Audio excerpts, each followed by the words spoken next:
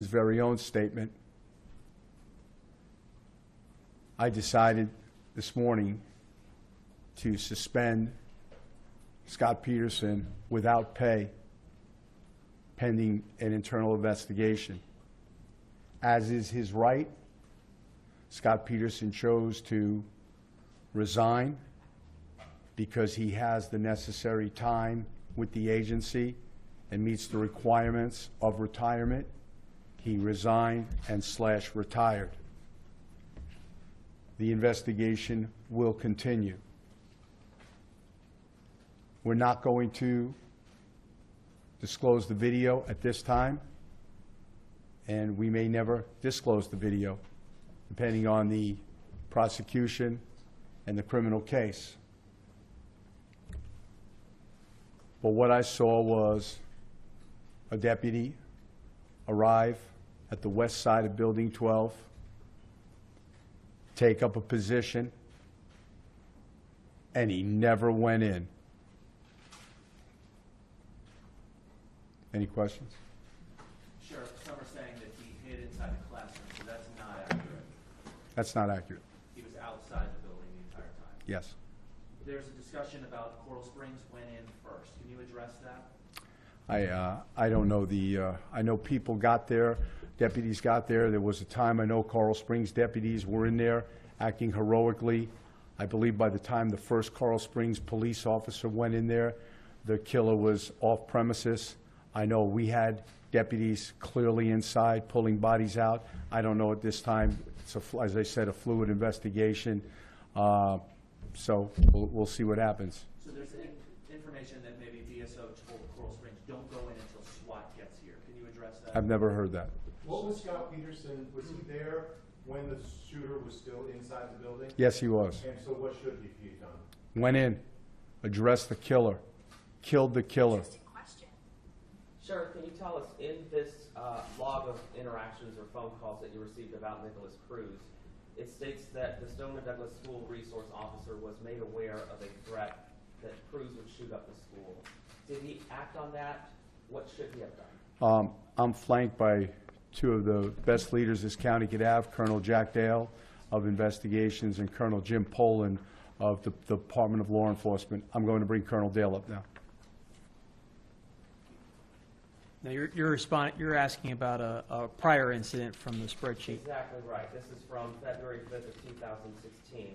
Is this Officer or Deputy Peterson that's referenced here?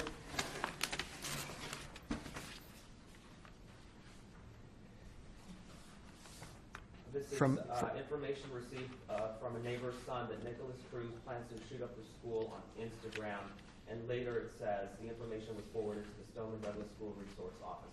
It was forwarded, but we do not have a record of the information that was forwarded at this time. Should he have done more in this case? What's the protocol when a school resource officer gets that type of information? That I can't say at this time. What are these other two deputies that have been placed on restricted administrative assignment? What was their role in the response to the shooting, and why have they been placed on this administrative assignment? What is that? The information we provided are all stem from prior incidents before the shooting and what led up to that, dating back to 2008 and all the responses that we had either to the residents or in somehow related to Cruz or his brother. So I know it's been discussed in the media of us responding 23 times during prior instances. And in the ones here, they predate, all of them predate the shooting. So in two cases, we found instances where there was information provided. It's unclear as to whether a policy violation occurred or not. So we feel at this point that they deserve extra scrutiny and to be reviewed and investigated to see if there was any policy violation on the part of the deputies involved. So these two restricted administrative assignments are due to prior calls from the boss. Prior calls and for possibly not protocol being followed. Possibly. Possible. Thanks, Sheriff. yes. Sheriff. Kerry, I wanted to get back to your question before. Who arrived first, Coral Springs Fort Lauderdale was there. There were obviously the Broward Sheriff's Office. There were a lot of agencies there, federal, state, and local. It doesn't matter who went in first. It doesn't matter in what order you went in. What matters is that when we in law enforcement arrive at an active shooter, we go in and address the target. And that's what should have been done. And if we find out, or anybody were to find out that any officer or deputy got to an active shooter building and didn't exactly go in, that would be something we would absolutely look at. Well, you ever Sheriff, has Deputy Peterson given any indication of why he didn't go? No. Was there lack of communication between Coral Springs and BSO on that day? What do you mean by lack The of lack communication? of communication between the two police departments? Not to my knowledge. From the video that you have, Peterson is outside. Can you tell us how long this is unfolding while he's out there? Is he the only deputy that's out there for a time? Yes. While this is happening? And how much time went by that he did not go in, that he could have gone in? Minutes. I think it was upwards, I think he remained outside for upwards of 4 minutes. And the shooting lasted 6 minutes? Correct. What was the other shooting Again, did you arrive at the building? Probably about a minute and a half. Vita will get you those exact numbers, but probably about a minute and a half after the shots were fired. Do you know where he was when the shots initially were fired and where he ended up outside of that building? I believe he's in one of the offices dealing with a school-related issue with one of the female student, and I think somebody else might have been in there. So not very far from the freshman building. I don't know. I don't know where it was. What is he seen doing on the video? Nothing. Phone calls, sending emails? He went on his, I think he got on his radio at a point in time, and he took up a position where it looked like he could see the westernmost entry into the building and stayed where he was. Never went in, He clearly knew there was a shooting. clearly. Sheriff, what would you say to the families?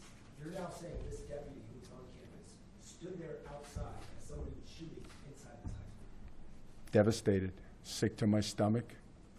There are no words. I mean, these families lost their children. We lost coaches. I've been to the funerals. I've been to the homes where they sit and shiver. I've been to the vigils. It's just, there are no words. So, Sheriff, just to clarify, you believe when you said that the shooter was still inside the building? Absolutely. Thank you. What did you share with the statement? Sheriff, are there guns, the rifles, were those in schools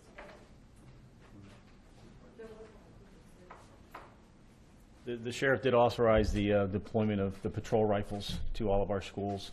So it gives the SRDs the opportunity to go ahead and sling the rifle, to walk around campus, to stand a post, to visually display that weapon. God forbid it happened another time, they'd be prepared for that.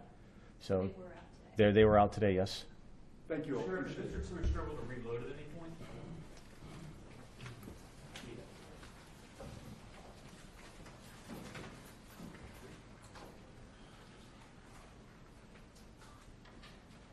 Whoever was missing one of the documents, here. Yeah, It should be already, you should get it. Hey, just a quick question. Todd, Is there any possibility Todd, come over here.